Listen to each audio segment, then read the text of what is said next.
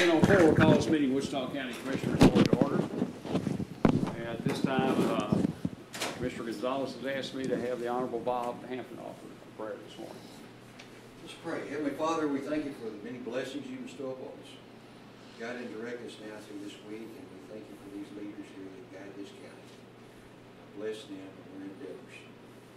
Help us to do your will, O Lord, in all that we say and do. And we just come to you, Lord, as up front as we can. We need rain, Heavenly Father, and we need it now. Please help us with this. And all this we ask in your most precious name. Amen. Y'all join me in the pledge of allegiance, please.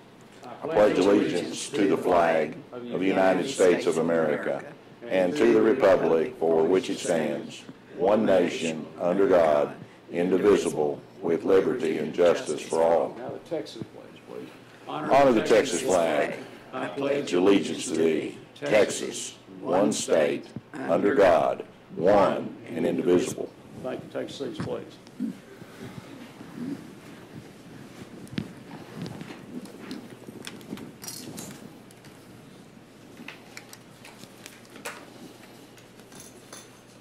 All right. If I could ask the court to take action on the consent agenda. Judge, I've been through the consent agenda. I would move to approve the consent agenda with the exception of item number 3. All they require on that is a letter according to our council and according to the city of Wichita Falls that responded to us. So if you sign them a letter, and I think we have it attached, we will not need to approve signing that agreement. Okay. The letter basically is in lieu of that, and so I would move that we remove item number 3 and approve the rest of the agenda. All right, thanks, sir. I'll second the motion to approve the consent agenda with the exception of removal of item 3, lengthy agenda, as a matter of fact. I'll second that motion. Gets things done quickly. Does, yeah. Okay. Have a motion by Commissioner Preston, a second by Commissioner Mahler to approve the consent agenda with the removal of item number 3. Any other comments or questions? No. All in favor, signify by saying aye. Aye. Opposed, same sign. Motion carries 5-0. Right. Turn your deal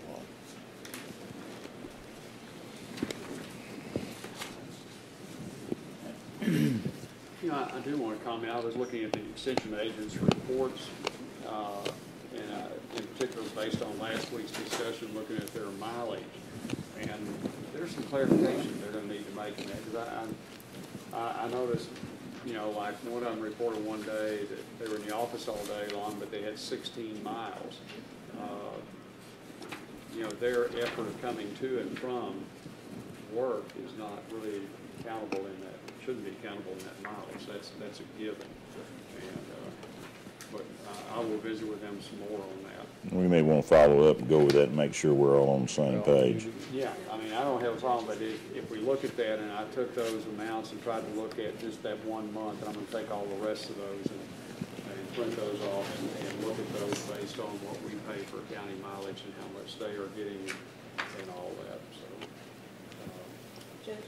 yes. Ann said there's something wrong with the mic. She's not picking you up at all. It might be because I have it on mute. There we go. Okay. That ought to be much better.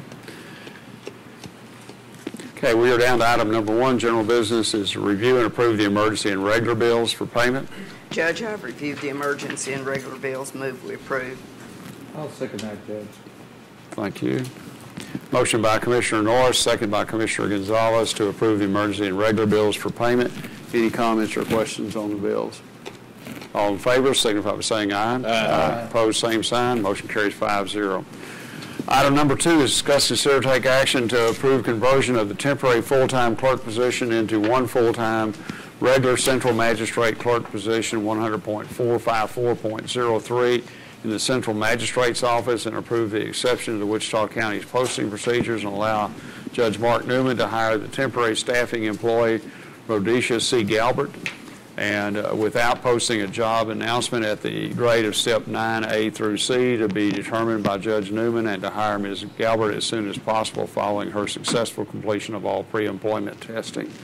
Judge Newman. Good morning. I've always kind of thought using 10% office like Central Magistrate office, but this turned out to be an extraordinarily good idea. We had talked last year at the budget hearings about the fact that we could see on the horizon that we were going to have to expand up to 3 clerks. We're currently allocated for 2 3/5 clerks. But with 3 running full-time right now, we are breaking even. Central Magistrate office is, I think to call it busy is probably an understatement. Processed in 6,600 cases last year, and administered warnings on those, and took magistrate control of those cases until they get filed up. 30% of the cases that come into our office never leave our office. They don't have the information on it. I can obtain it. We just maintain contact with them, administer the necessary magistrate functions for those cases. We have open cases dating back to 06 and beyond. Yeah, a few beyond. That simply lay there on the books and occasionally need magistrate action. The number of phone calls that we get, the in-office visits, people wanting copies of this, copies of that, even though we are scanning all those things out. I don't think anyone's taking advantage of that. Not everything's eligible to scan right away because there's no docket number. Some of the things we can't scan because we haven't got a system for affiliating those documents with a particular case until the case is actually filed. But we got Ms. Galbert from my staff. We've had the opportunity to give her 3 months training, which is she has a good idea of what goes on in the office, and she's done a very good job of those tasks that have been assigned to her. And we would like to take her to a full-time position. Our misdemeanor clerk is getting set to leave on maternity leave, and that was why we had taken Ms. Galbert on in advance to help fill that void. But we really have to expand up to the three-person office. One question I have is, has she been here long enough that we're past the fee date that she's been employed with us? We're right at it. Our agreement is basically 3 months, and we're right at it. Okay. That's the only thing when you say hire us, but she'd have to get past that because we're not going to pay that fee and she's not going to pay that fee. And I want to say that time passes in this next week. It's already passed. No. Judge, they calculated that, and also I'll coordinate with them. If this action is approved this morning, I'll coordinate with my representative, myself, and ensure that we do wait until that 3-month period ends, and then we'll convert the person. okay. Budget impact on this, Judge Newman.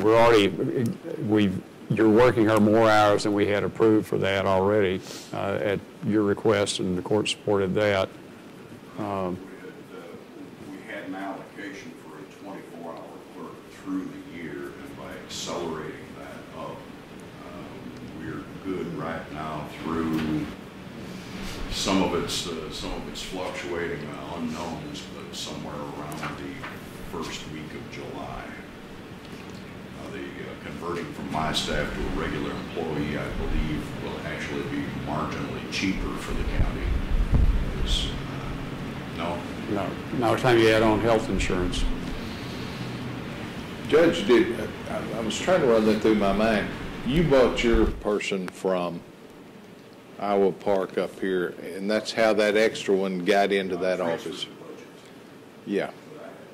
And that's been, what, a couple of years ago? That was, we had reached a point where our backlog had gotten down to where a single clerk Mm-hmm. Part-time clerk had some health issues, and at the same time, I could see the need in the central magistrate office. So we made a request that was approved to just transfer the money out of my precinct 3 budget over to the central magistrate office budget for a net zero cost. Yeah. Which worked out well. The last part-time clerk we had did not pan out. That happens. We try not to have it happen very often because the training that's required in that office is just unbelievable. Just to be able to answer the phone, you've got 2 or 3 weeks training, except for answering it and then having to ask somebody else, okay, what do I do with this? Yeah. I didn't think your phones were that hard to answer, but the answer to the question that's being asked is probably that, yeah. Because I thought we had upgraded your phones from those cranks, yeah. Yeah. So there, Two shorts and a long. we'll have to put money in there. Yes, sir. To justify that. And you can't wait until a new budget year to do that, Mark? But you're getting by now? We're getting by right now because we got 3 running full-time. So the temp is working full-time? Yes. Right now, she's in charge of monitoring and scheduling the bond condition hearings that we're doing. Those of you that haven't had a chance to run into that system, it seems like it's having some effect. I think we had our first voluntary turn in this last Thursday of a defendant that said he simply could not abide by the bond condition, which is you shall not ingest, inject, inhale, or in any other way use any controlled substance as defined in section 481.002 of the Health and Safety Code. In other words, we're right now for drugs and alcohol, for the repeat offenders, the felony offenders, we're giving them a choice of locations. They can not do their bad activity and live at home, or they can not do their bad activity and live with us until we have some reasonable assurance that if they're released, they will no longer be a threat to the community. When that case is being filed in the appropriate court, are the judges continuing those conditions? Your Honor, we don't know. We made an offer. There's the wording in section 1740 of the Code of Criminal Procedure is a little loosey-goosey as to who actually continues to monitor. Court decisions say that once the case has been transferred to a court of trial jurisdiction, the district or the county court of law, that they assume all functions for that case. But section 1740, which is the primary bond condition section, says that the magistrate shall ensure that the bond conditions are complied with to guarantee the defendant's appearance at trial, which kind of says that the magistrate can follow the bond conditions. We met with the Board of Judges and we offered them the opportunity because they could designate us as their monitoring agency. And we just asked flat out, we've got people who know how this works and are already monitoring these people. Do you want to take it over when the case comes up to you, or do you want us to continue on and just report to you? And they unanimously decided to take on those responsibilities themselves. We don't know what happens. If they've got a monitoring device, can't you check that and see if they're still on that device? And we can.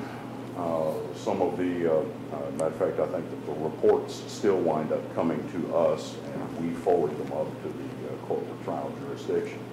But we're not authorized to take any action on it. No, I realize that. Send them up and say, here you are. And the only things we send up are the violations. right. Okay. So we still get those, but as far as the drug testing program, we don't get those after they go up, do we? We do get some, but a lot of them, if they stop testing, we have no way of knowing.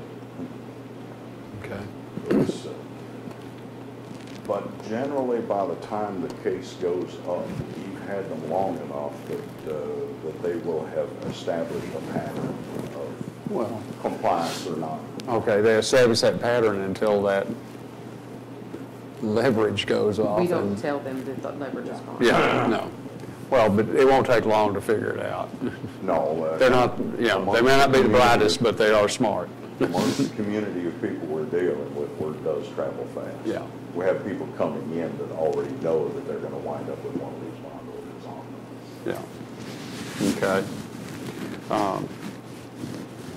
Then if the court would approve this, we are going to have to say that the balance of the funds will be first taken from with any lines that would have the excess amount, but that's going to, we're too early in the budget year, so it's probably going to come from general fund contingency to fund that position. We're looking at, what, 12,000, 13,000 annual? If I figured that right. Well, additional money, yes. Additional. Yeah, yeah. So if we're going to do this July on, we're looking at, what, close to $7,000 for the remainder of 14, if I pencil that out right.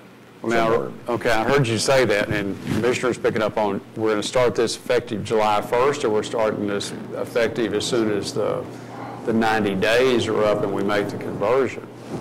Well, we want to start it As soon as the 90 days is up and start the conversion, though, we have. You have funds that are going to probably carry you through until then, but, okay, that's what the July 1st is. But I would, that's a guesstimate. So what I'd suggest, if the court's going to approve, is that we approve the motion as stated, and additional funding for the position will come from general fund contingency as designated by the auditor. And then we'll deal with it in the 15 budget. Yes, sir. Yeah. Well, Judge, I make the motion that we do this as stated, and as Barry suggested, the rest we will look at in the 15 budget. Well, we're going to have to add the balance of it for this year out of the 2014 contingency. Yes.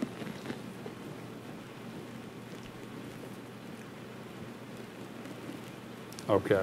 Okay, is there a second? I'll second that. All right.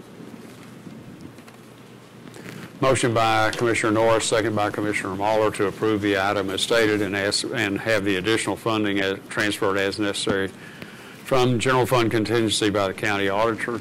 Any other comments or questions?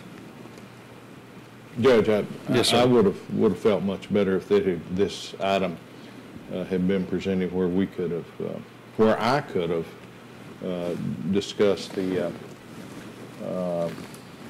There's a lot of questions that I would have, especially at budget time. 4 or 15, it would have been better for me, and I understand that you don't think you can make it for 15, and I just throw that out, Judge. And we did talk about this in preparation last year for the 2014. Judge Newman did, and we said, let's write it and see where we get to. There's some pretty good documentation he's furnished about what they're doing. And part of this, as many of these offices we establish, they evolve, and so you then try to decide, okay, are we really having a savings by these people being out working, maybe following the conditions of release? They're not in the county jail. And in some cases, I think they're learning that maybe they can do without this substance abuse. I wouldn't go hang a whole lot on that, but any that convert, that's a positive thing. And you know, we always talk about the $45 to $50 a day it costs to have people in jail. Well, we're still paying about 40 of that every day, whether they're in jail or not, because we've got to maintain the facility to have them there. But we're not paying out the additional medical bills. We're not paying for the food. So there are, and the person is hopefully productive in society and maybe going to come around. Yeah. Or at least not a continuing burden. Right. Well, and Judge, that's one of the things, that, kind of the angle I look at this, is jail numbers continue to be one of our biggest budget considerations. Yes. When you get right down to it, because of the staffing that's required, and just and us trying to see if we can't live with the size facility that we've got right now. And so far, we've been able to do that, and that's good news. Mm-hmm. And then once again, just one other comment, and I'll quit, and we can take the vote. This is just another example of so much of our funds are spent on people that just won't go by the rules. Yeah. And it's a shame, but that's where the bulk of our budget goes. And it's a price to pay for the taxpayers. I think we ought to always be aware of that, but that's where we are, and it's got to be taken care of. Judge? Yes, sir. When we created the CMO, who was doing their job? It was divided up among the 5 JP offices, and that was part of the reason we created it, because who was doing the job? We weren't getting the job done. We were losing bonds. We weren't keeping track of people because it was scattered in 5 areas and trying to get it pulled together. Now, and so the central magistrate's office has grown, and I've even talked to the 2 JPs here about, for a while we had one of Judge Sun's clerks that was helping with that, but they're shorthanded right now because of people being on maternity leave.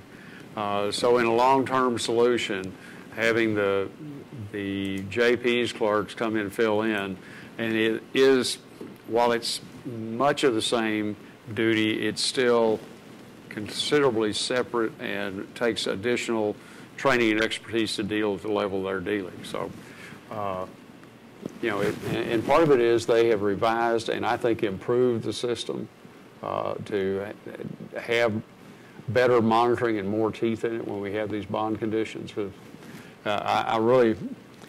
going to visit with the other judges about what are they doing to follow up on compliance. That was my concern. What are the other JPs contributing to this? Because this helps them.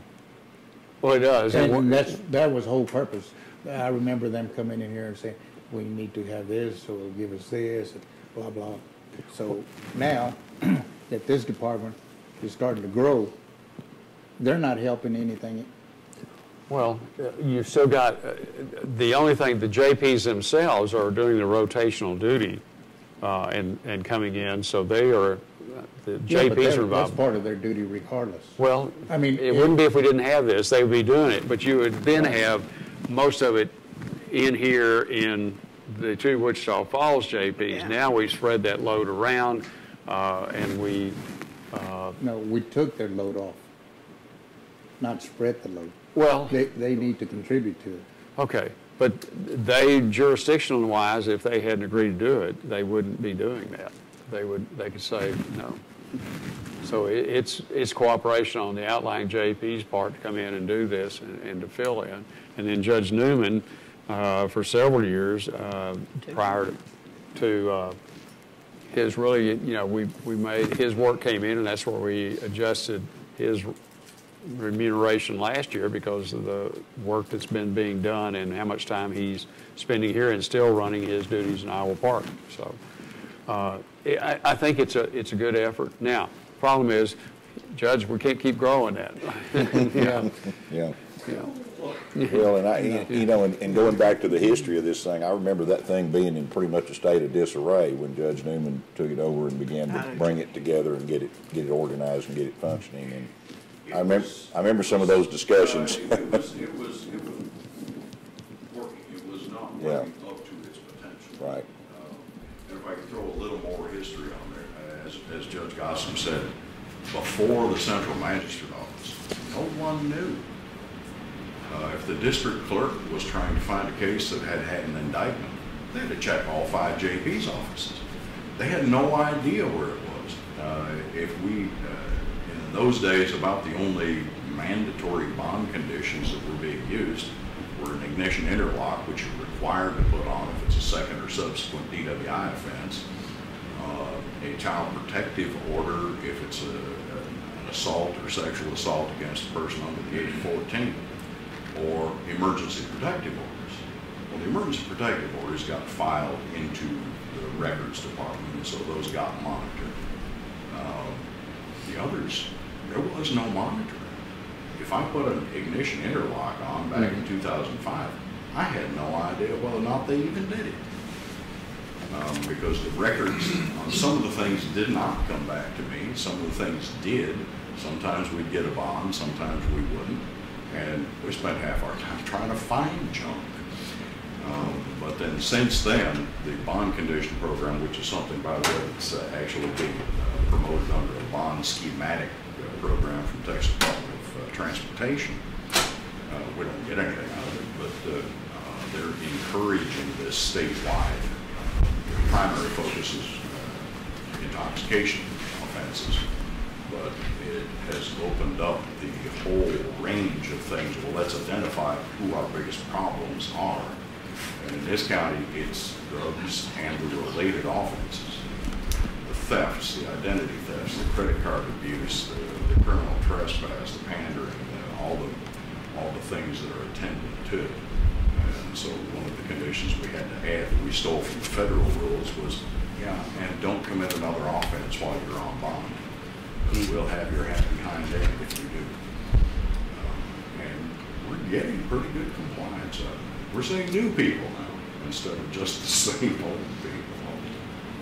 Judge, if the magistration can be done by the JP from their own office, are there any of ours that do that? Judge Viavani.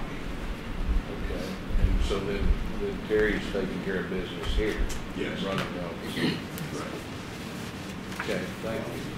Judge Viavani does it. That I probably have to come back and ask for more staff if everyone outside the courthouse did it by video, because it involves a good deal of extra work. Just double scan in the documents, send them over, bring them back, download them, reprint them back out. We're running out of file cabinets just for that one day. But Judge Viavani's day is not a historically killer day like today, where Mondays are just god awful. Everything disappears on the weekends for some reason. Okay. Any other questions? Call for the vote. All in favor, signify by saying aye. Aye. Opposed, same sign. Aye. Motion passes 3-2. Okay, item 3, discuss, consider, take action to approve the purchase of a 5,000-gallon semi-tank trailer and equipment safety steel number 48-2-2045-20-001 from the Federal Surplus Property Yard in Fort Worth for an amount not to exceed $4,600 to be paid by transfer from 225.250.5001 capital expenditures to precinct 3 budget lines as determined by the county auditor. Commissioner Waller. Well, this will be a dual-use deal. We use it not only in our construction work, but also as a backup for our volunteer fire departments to deliver water. Commissioner Preston so graciously loaned us their old one that they had a number of years ago, and we've used it for several years, but it has now become pretty much rusted out in the bottom. We've patched on it 2 or 3 times and have a hard time making it hold, and it does not have air brakes, which is not a good thing. This particular unit, Jerry and I looked at it on the yard week before last. It does have air brakes, and it is a stainless steel unit, which we think will be of good service. We'll have to do some modifications on it to get it where we can hook to the fire department's fittings, and also where we can use it for road work. With the CTERS projects coming, and with this constant drought and the need to fight fire with effluent water rather than potable water out of those fire hydrants, we think this is an investment we need to make, and I would make a motion to approve. Okay, thank you. Is there a second? Sure, I'll second that. Thank I think it's a good deal. Okay, definitely do. Okay, we have a motion by Commissioner Muller, second by Commissioner Preston to approve the item as presented. Any other comments or questions? All in favor, signify by saying aye. Aye. Opposed, same sign. Motion carries 5-0. Okay, item number 4 is to discuss, consider, take action to approve changing the primary bank for Justice of the Peace Precinct 2 to Fidelity Bank of Burke Burnett. Mr. Hampton. Honorable Judge, distinguished court, as you know, every JP has its own bank account. Precincts 1 and 3, of course, use our bank depository because they have a satellite American National in their respective city. 2 and 4 use a local bank, which is just good business, and we've used a bank in Precinct 2 for a long, long time, and we're up for checks, new checks, and so I visited with Judge Viavani to see if she minded switching to Fidelity Bank there in Burke Burnett. She had no problems with it. I checked with the auditor, no problems there. And main reason is that the folks at Fidelity have shown a great deal of interest in the community, and Randy Aarons is the president over there, and very active in the Rotary Club, a good friend of our commissioner, Precinct 2, and so I just thought it might be good to do some business there with Fidelity Bank. Okay, but the other thing, when you and I talked about this, the processing to get new checks issued and everything else works with how we have to do that rather than the hurdles you've had to overcome in the banking policy of the other institution. I mean, I appreciate the bank's position in the community and Mr. Aarons, but the business reason is it's a much better arrangement for managing that account than we had with the other bank. I know That's how I perceive it, Judge. Okay, all right. And so I think... When we order checks, we have to pay for them outright. They can't usually debit the account like they do in your respective personal accounts. So, because we don't, the money basically is a pass-through for JPs. They use a bank locally just for safety purposes. They deposit the money in the account. That way they don't have monies on hand, nor do they have to transport cash. And so the auditor actually is the check writing source of the respective precincts. So that's how it works. They bring me the check, then the auditor does, and I deposit it in the bank. When we order checks, that's always kind of an interesting exercise because the dogma says, you know, we have to charge your account. No, ma'am, you just send us a bill and we'll pay you. Well, we can't do that. Okay. So, clarification one more time. What we're being offered this time, in lieu of what we currently have, is? Well, we're not really being offered anything extraordinary, Commissioner. It's just a change of bank. The process conforms to the county's accounting principles. It's easier process. And the other will not do that? They will not, they have not offered to do that. We have had to go around with that. Well, yeah, I mean, they do. We just, this isn't a reflection on a lack of service of anybody. It's just more or less a change in doing business. Well, so we're doing business with a bank in Burke, and we're switching to another bank in Burke. Simply because it appears to be an easier process. Well, Judge, I know both of the banks, and I know they do have sometimes a little bit of different policies and procedures. And with that, I make a motion that we approve this count to go to Fidelity Bank. Okay. So it will be more in line with our bookkeeping and our policies here at the county. Okay. Is there a second? I'll second that. No, okay. Somebody needed to, or we're getting ready to slow down. Okay. Motion by Commissioner Norris, second by Commissioner Mahler to approve changing it to Fidelity Bank for the JP Precinct 2 account. Any other comments or questions? I still want my question answered. What is not being offered? Why are we changing again, Mr. Hampton? I'm a little slow on this. Well, no, you're not slow. You're just fine. It's just a matter of procedure. We're just moving to a bank that would like to have our business, has expressed a desire to look after us, and okay, but that's about all I can tell you. The crux reason is the way their policy conflicts with the county's bookkeeping methods to pay for the checks. They want to debit the account, and that does not work for us, and the other bank will do it the other way and bill us for the checks. And it's that small sticking point that makes the difference. The other bank charges us now for the... Well, they both charge. They both charge. But it's the methods and the policies that they both charge, but it seems like what has taken place is they always hit the account. The current situation is they always hit the account, and I have to call them and say, you know, this is not what we talked about, and it goes through another process. Okay. Yes, sir. Do we have that same bank here? The bank that's doing business right now? Is that the bank that's our bank? No. No.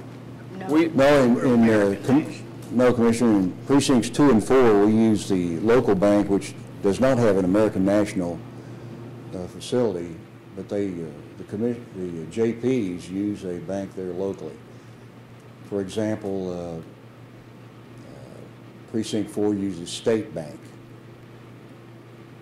And what was this other one using? First Bank. First Bank. First Bank. Yes. We have Citibank's And this- going out. We have two banks. You know, and this isn't credit a union. reflection on the lack of service on First Bank. They've been looking after us ever since I came on board. Well, they're a good, strong bank, and Yes, they're they a are. community bank, and they support everything. But I do know, in doing business ourselves and formally doing business with the city, there are different policies and procedures, and they're following theirs. And sometimes they don't always conform out in the business with the business. And it's not any reflection on their service and their greatness of what they do. No, ma'am. But sometimes it's easier to, on people, whether it be government or private, they do have different procedures and policies, and they're both excellent, excellent banks, and they're good to the whole area. Yes, ma'am. I agree. okay. Call the question, then all in favor, signify by saying aye. Aye. Opposed, same sign. Aye. Motion carries 3-2. Item 5, discuss, consider, take action to approve the county treasurer's report for March 2014 and authorize commissioners and county judge to sign the affidavit certifying compliance with section 114.026C of the government code for March 2014. Mr. Hampton. Honorable Judge, distinguished court, you have the numbers there in front of you, and if you have any questions, I'll be glad to address it. What you are looking at, though, is the improvement of the last trailing 12 months of 2% over where we were this time last year.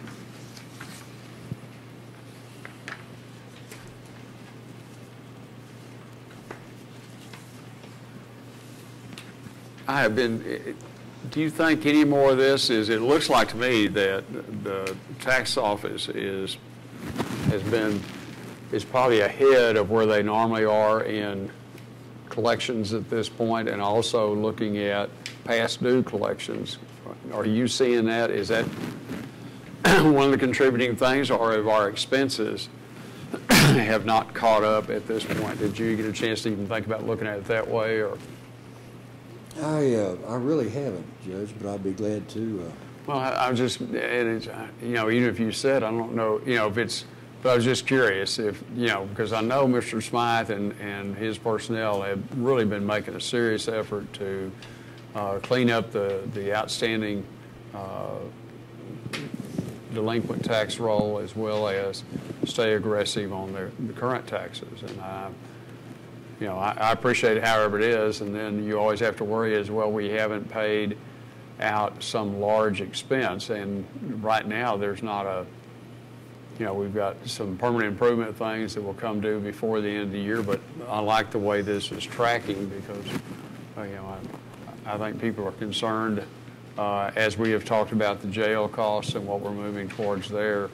We're going to hope to be able to do that with fund balance and not look at issuing any bonds on that. So, Well, we've had some nice checks from tax, even in March and April. Mm-hmm. So, historically, that's unusual. Yeah. Most of our money comes in December, January, February. okay. Judge, I would move that we approve the county treasurer's report for February and authorize the commissioners and county judge to sign the certification reports. Okay. I'll second that. I already got Mr. Gonzalez. Oh, you got Commissioner Mr. Gonzalez got in early on that. Good deal. He knew what Preston was going to say. Okay, we have a motion by Commissioner Preston, second by Commissioner Gonzalez to accept the report and authorize the signatures. Any other comments or questions? Yes, sir. Same thing I say every time is something. One of these days we need to sit down with the honorable Treasurer, and go over these things line by line. Maybe we could do that at budget time, Judge, get that explanation. For instance, you can throw a figure at us of we're 2% better off. Do I have anything here that's relating to that, the deposits last year versus this year? And is that what you're using, or using expenditures? And Bob, we don't have to address it now, but I'd really like to go through that in. I'm looking at what I gave you last year as opposed to what you've got in front of you right now. Well, I forgot to bring that, Bob. Which is, and I can be glad to give you a back sheet on that every time. But, yeah, great question, but my numbers are actually edited by the auditor, and so there's no, and also Willie asks questions all the time, so everybody knows exactly what goes in these accounts. And I'm very confident with it, and that's the reason I made the motion for this. But we've got a lot of accounts there that I would like to get your opinion on, and Willie's opinion. Yeah. What do we have here? Is it a required account, et cetera? And I know that we haven't done that in a long time, and I'd like to do that again. Let's make that happen. It really helps to keep these from month to month, where you can lay them out and compare them. Yes, it does. That makes, to me, that helps more than anything, where you can lay several of them out and look at the trend. I'll bet I've got one on my desk somewhere. I bet you do too. Well, I had talked with Mr. Hampton, and he and probably the auditor and Willie and I and Murphy Davis were looking at trying to get together to come up with and look at all of those funds. And years ago, Deb put out a deal that it had each fund and explained some things about it. You might get with her and see if we've got all the funds covered, but that might be a Matt, an interesting thing that it talked about where those funds, what their legal source was. It was a great document that I can't remember how many years ago she prepared that for us, but it would give us some of that background for these, and it sure wouldn't hurt going into this year's budget to look at those. It certainly would not, and we've talked about that for some time, and we might have an opportunity to do it here. I think it would be great. Okay. Okay, all in favor, signify by saying aye. Aye. Opposed, same sign. Motion carries 5-0. We're down to public comments. Anyone have anything to bring up? Well, if you went hungry this weekend, you weren't trying. Because I started with steak and samples in Burke and left there and went to Electra for the goat barbecue. Left the ribeye roundup, which I had some neat shirts for that, Pat. And then that was for the Relay for Life. Yes, sir.